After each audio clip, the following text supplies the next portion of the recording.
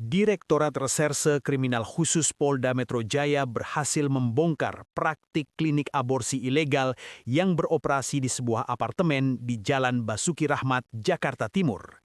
Dalam pengungkapan kasus tersebut, polisi menetapkan 7 orang sebagai tersangka, dengan 5 diantaranya telah resmi ditahan dan menjalani proses hukum di rumah tahanan Polda Metro Jaya.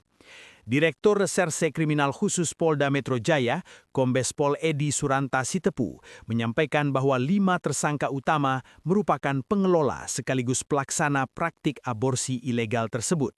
Penahanan dilakukan setelah penyidik mengantongi bukti kuat terkait peran masing-masing tersangka dalam menjalankan aktivitas melanggar hukum itu. Salah satu tersangka berinisial NS diketahui berperan sebagai eksekutor utama aborsi terhadap para pasien. NS berpura-pura menjadi dokter spesialis obstetri dan ginekologi untuk meyakinkan pasien. Dalam menjalankan aksinya, NS dibantu oleh tersangka perempuan berinisial RH yang terlibat langsung dalam proses tindakan aborsi.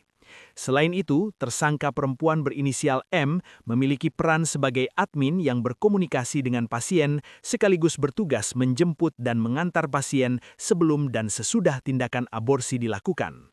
Sementara itu, tersangka pria berinisial LN berperan menyewa apartemen yang dijadikan lokasi praktik ilegal dan tersangka pria berinisial YH bertugas sebagai pengelola situs web yang digunakan untuk mempromosikan jasa aborsi ilegal tersebut.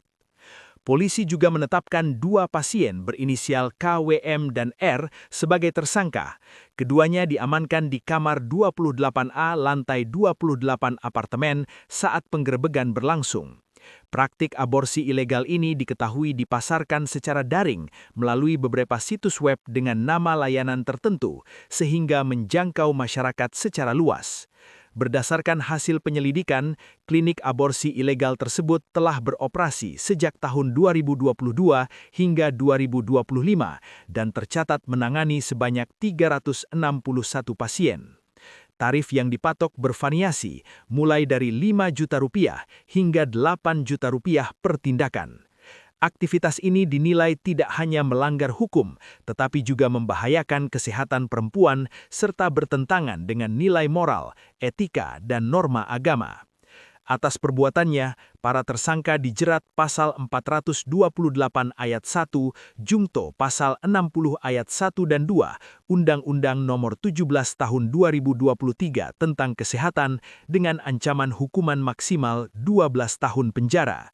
Polda Metro Jaya mengimbau masyarakat agar tidak tergiur layanan kesehatan daring yang tidak memiliki izin resmi dan selalu memastikan legalitas fasilitas kesehatan sebelum menggunakan jasanya.